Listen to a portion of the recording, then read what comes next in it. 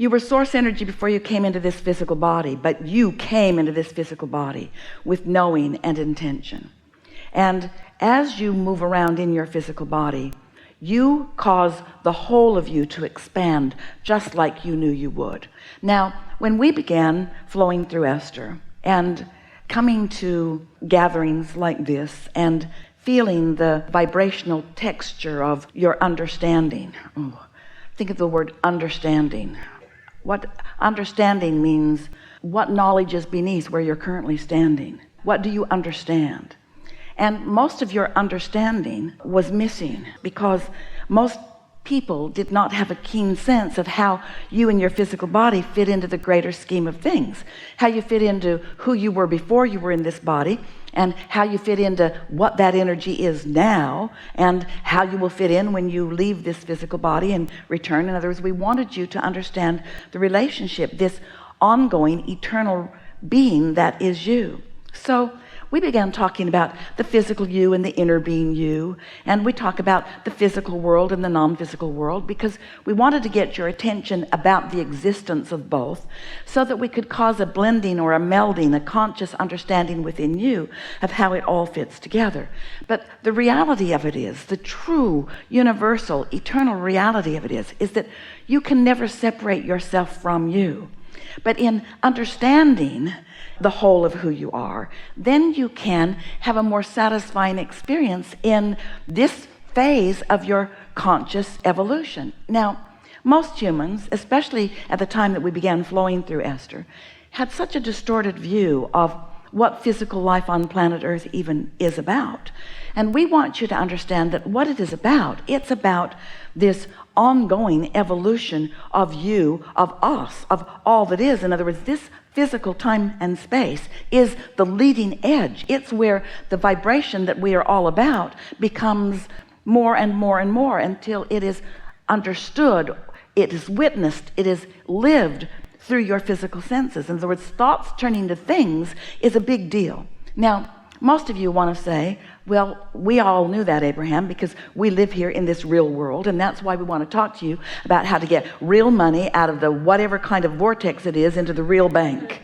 We want to turn things into reality, and we want you to too, because that's where the true pleasure comes from. But what we are getting at with all of this is that you can never cease being all that you are. And the more you understand the different vantage points of who you are, then the easier it is for you to meld the two and then live more happily ever after as you're here in this body moving through day after day after day. So we're just going to give a brief explanation of that.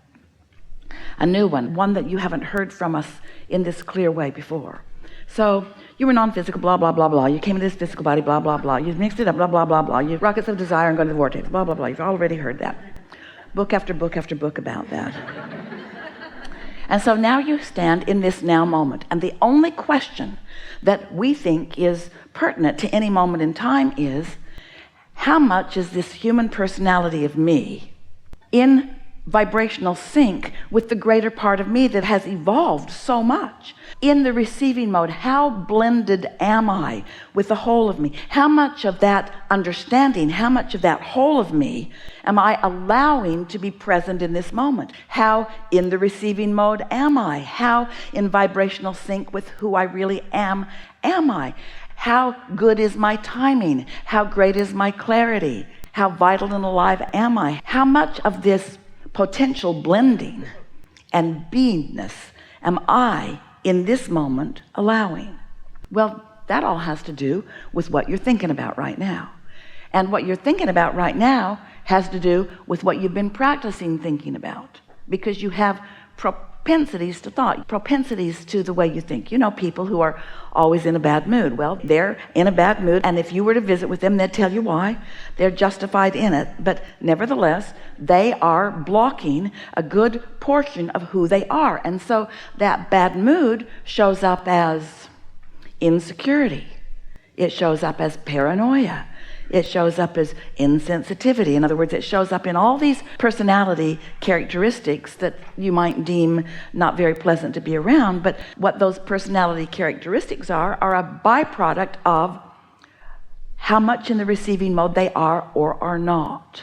So we want to translate that. We want to explain that to you in a way that goes like this.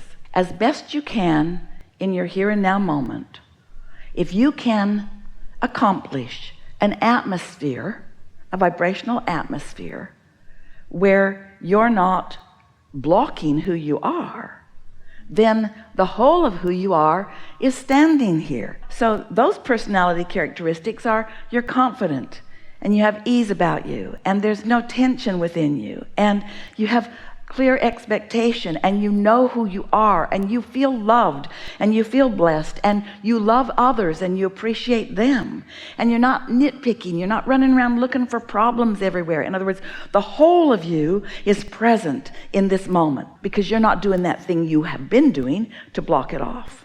So this vibrational atmosphere, we've spent, as long as we've been flowing through Esther, writing books through her in order to explain to you what you might do to put yourself more in the state of the receptive mode, more in the state of allowing more of who you are to be present right now, which is where your happiness comes from. It's what the happily ever after thing is all about. And through time, we've offered a lot of processes, like when you find yourself thinking about something that doesn't feel good, pivot and try to think about what you do want, which is not altogether even possible in that moment, depending upon the momentum of it. So these days, what we've really been emphasizing in creating the atmosphere, first, before we go there, we want to say that, let's say something happened in your life 20 years ago, and let's say it was not pleasant, and you can still remember it. And the reason that you still remember it is because 19 years ago you were telling the story of it, and 18 years ago you were telling the story of it, and 17 years ago you were telling the story of it, and 16, 15, just about every day or week you renew the story to someone. And so it's not a 20-year-old vibrational event, it's an active event within you right now. And it has been a source of you not letting in some things you want all that time, which makes you want to blame the event. And we just want to say to you, it's active in your vibration because you're thinking the thought, and nobody else is thinking the thought in you. It's the thought that you're thinking, and if you weren't thinking that thought, chances are nobody else would be thinking that thought, and that vibration would become inactive, and therefore not a player in your vibration, and therefore not a hindrance to what you ask for today. So what we just said to you is, so let's say you're moving through life today and you come to a realization that you really desire something, and you've got a really active desire about something that's in your vortex, but you don't realize that that event that happened 20 years ago that you keep renewing is right here in the way of this new idea, and it doesn't need to be.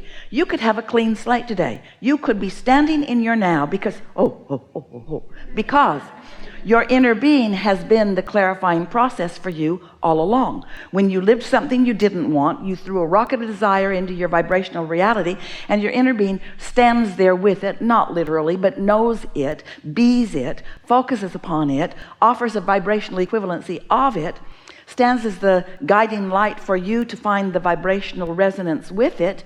What we're saying to you is, you do not have one valid excuse that you are not right now living every single thing you want.